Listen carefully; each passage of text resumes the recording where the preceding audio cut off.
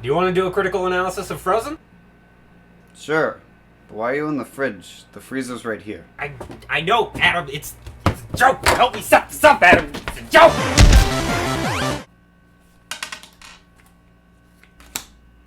So Frozen. Yeah, it wasn't that good. No, dude, it wasn't good.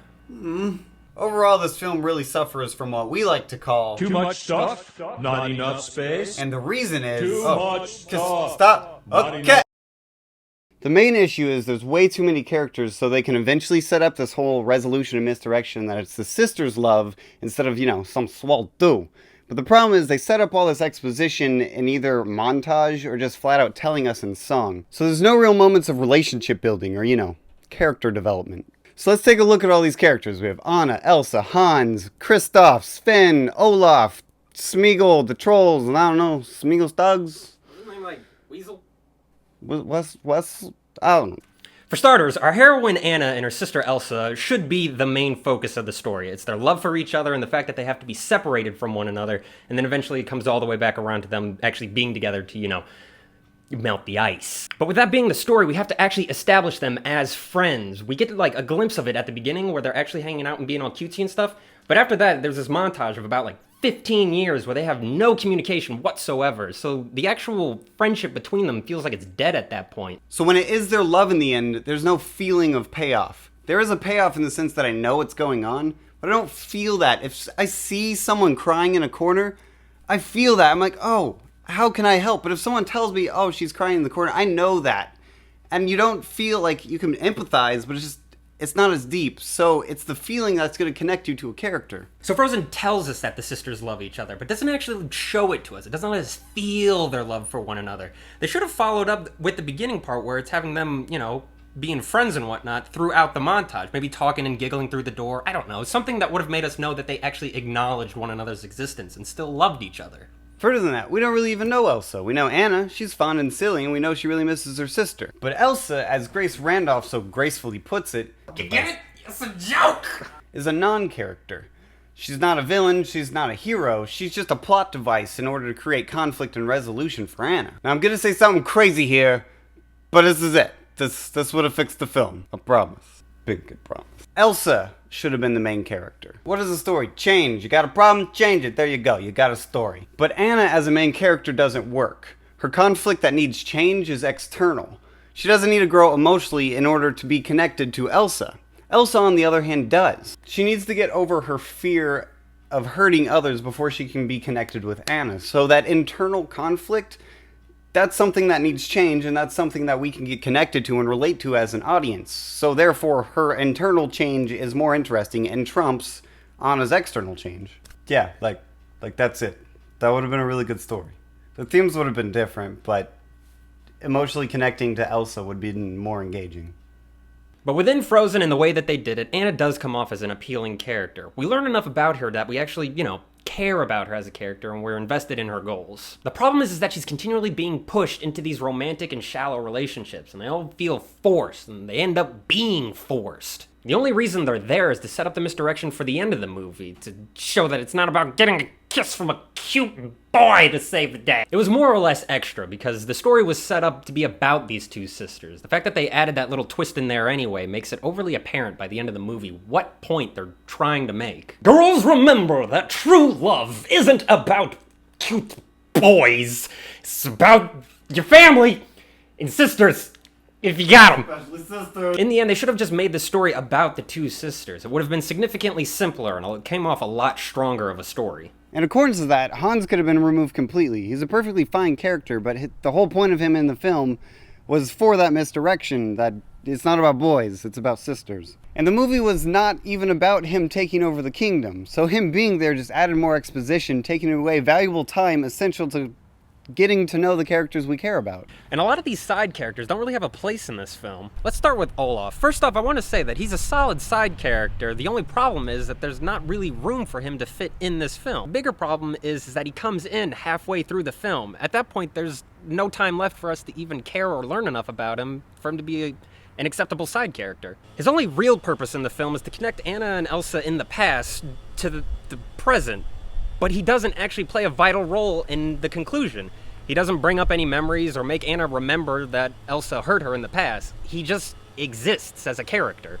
Olaf had played a more vital role in making Elsa and Anna realize they love each other as sisters. He would have been a much more solid plot point in the film. Let's talk about Sven and Kristoff. My problem with Sven is that Kristoff gives him a voice, which is sort of Kristoff playing two separate characters with one of them supposed to be Sven. Instead of doing that, they could have just made Sven and Kristoff the same character. My best example of this is when Sven gets tangled up in those snow branches. Instead of it being Sven, just keep him a regular reindeer and have Kristoff get tangled up in the branches. It could have been a cutesy moment between Anna and Kristoff, and it would have helped lend itself to the movie's intended themes of misdirecting and showing that it's not about the boys, but it still would have been a cute scene. So Smeagol... Swisselton. Yeah. I mean, he was a joke. Like, literally, yes, he was a gag character, which is fine. Gags give you the laughs. But then he's got some geopolitical agenda, some trade routes to secure. Playing towards the five, you know what I'm saying? Is he a villain? Is he misguided? Like, the movie just kind of flops him in there and says, hey, this is the guy you're supposed to look out for. We already have a conflict in this film. We don't need another one, especially some random skittish trade partner. In the book Story by Robert McKee, it talks about confining the space that your story exists within so you can make those spaces feel real and alive.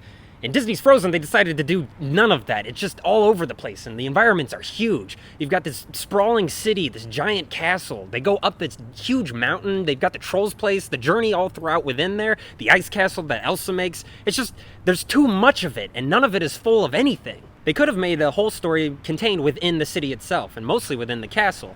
Have Elsa create the ice fortress within the castle, throwing everybody else out. The rest of the story is then confined within the city, and Anna trying to break down those barriers to get in the castle and through to Elsa.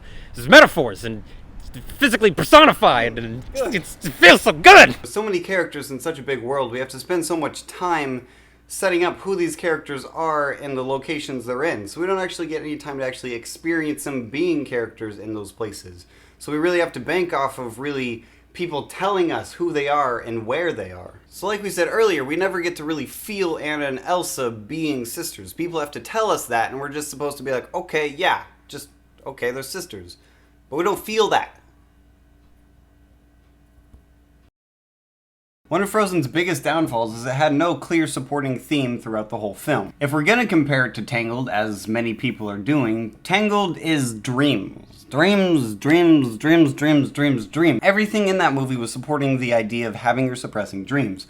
All the characters, all the songs, all the goals of the characters. The movie was about dreams, and it was strong and apparent throughout the whole film. But if Frozen has a theme, it's something to the tune of what true love is. But that only really becomes apparent at the climax of the film. I mean, Anna keeps running into love, but it's not an established goal of hers. The only reference they make to it is in For the First Time in Forever. But to me, that came off more as a fanciful kind of, what if that happens, instead of, this is everything I want in life. And Elsa is more concerned with hiding her powers and never talks about love or friendship. It's not apparent she's suppressing love, or even feels bad about shutting out her sister. So the theme is just jumbled in all these conflicts, and it's not clear, and we can't get behind one single idea that ties the whole film together. If there's one word to sum up Frozen's story, it's convenience. Every twist and turn that our characters encounter seems to find itself conveniently right in front of our characters. The fact that Elsa's powers need to be kept a secret is convenient, not to mention it's unnecessary. Like I said before, Anna finds out that Elsa has powers pretty much directly after she's forgotten it. Not within time within the story, but time within the movie that's elapsed. It doesn't feel like there's really any mystery or significance to the fact that Elsa's powers have been hidden this whole time. If Anna's our main character and she doesn't remember the past, then why, as the audience, do we need to know the past? Trick question, we don't! If Elsa's powers were supposed to be kept a secret from Anna, why not just start the movie on Elsa's coronation day? It's in those scenes that we actually see Elsa's power revealed not only to Anna, but the rest of the world. It could have been a major surprise to everybody, the big reveal about Elsa's powers and that she's been trying to keep these things a secret and why she seems so distant the whole time. After Elsa's power is revealed, why does she run away? It's convenient as well to create this sort of epic trek for our characters to go on, but it's unnecessary. How is Elsa supposed to survive out in the wilderness? I mean, yeah, she's got ice powers, but you can't serve food on a shivered platter. Get that one, Adam? Get it? When Anna and Chris go back to the Trolls to have them push that sort of love relationship between them, it's not only convenient, but it's completely unnecessary. We should already be feeling an emotional connection between Anna and Chris. They're on this adventure together. It's like the most cliched trope ever. two people, guy, girl, out together trying to accomplish a goal. And that's fine to use a cliche to establish a relationship between two characters. I mean, you could do it. It's fine. Like, just make it your own thing, and it's cool. Everybody loves it. But you don't need a literal song and dance to try and push these two characters together to make them feel something about one another, when we as the audience should already be knowing and feeling. You're overstating the point, trolls. We get it. We get it. Not to mention, the actual reason that Anna and Kristoff are heading to the trolls is to have them fix Anna's frozen heart, but we already know as the audience they're incapable of doing that. It's stated at the very beginning of the film. So while we're sitting here grinding our teeth watching them head to the trolls that cannot help them, it still has to happen. We still have to wait for them to get to the trolls to be told that they are completely useless so that they can progress further in their actual goals. They should have just not done that. They could have cut the trolls and said, there was a mystic healer that knows magic back at the village because, I don't know, somebody had to take care of Elsa, so she could have known what it was, and they could have just headed to the city instead of going to the trolls. To be told to go back to the city because they can't help! They can't! They didn't do nothing! Musically, I was actually a little disappointed. Not in actually the quality of songs, which a lot of them were actually really pretty, but more, I guess, in like the theming and just stylistically within their culture. When that first song came in, I was like, ugh, with the Frozen coming in, it was like a choral piece. I was like, my bones, they're ready. It was like Lion King almost, with the the penya, like it just threw me into that culture, and I was just so ready and into that. But really, after they jump into the Frozen song with the Ice Guys, that's the last time we ever really get that feeling of culture, besides like the choir at the coronation. But with the songs, they jumped into a more modern style. The numbers were all really poppy, which was not only really disappointing, but actually quite a bit distracting coming from some of the more stylistic scores. Related to like Pocahontas, a musical, but the timbre and instruments they utilized created a more stylistic and engaging world. Furthermore, where the songs actually started seemed really forced and weird. The most seamless transition into a song was when Anna was chasing Elsa up the stairs and broke into For the First Time in Forever reprise. Everything else seemed really random and out of place, like when Anna first sang Do You Want to Build a Snowman outside of the door. They just sort of dropped us in. There was no really transition emotionally or musically into that. If using Tangled as an example, every song in that movie has a good transition into the song. For example, like when Mother Gothel is about to sing Mother Knows Best reprise, she starts that out in like spoken rhyme while the music's kind of slowly coming in the background, and then she goes into song. So it prepares us as the audience like, oh, okay, she's gonna start singing. So it feels smoother. If you just drop a song on us out of nowhere, at least for me, it takes me out of the story for a second, and ultimately really just feels disjointed. The dialogue in Frozen comes off bland and straightforward. The characters are telling you their problems and not letting you actually experience them struggling through it. In visual storytelling, what a character says might not always be true. Therefore, as an audience, we generally don't put much stock into what characters say, but it's their actions that show us who they really are, and it's what we believe them to be. Take these two lines, for example. We used to be best buddies, and now we're not. There's so much fear! Good thing you stated that. I'm glad I didn't have to recognize your face to see, fear or disappointment or anything. No, just lay it right on top of me. I love it. It's great. An example of good visual storytelling would be a scene from Wreck-It Ralph, where Ralph is wrecking the car that him and Vanellope built together. You see Vanellope in the background just losing it, just freaking out, and Ralph is really hurt that he's actually destroying this thing that just shows the friendship that they've built together.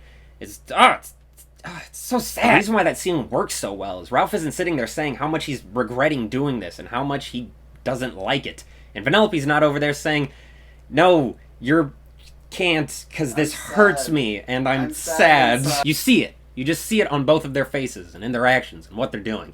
It's just depressing.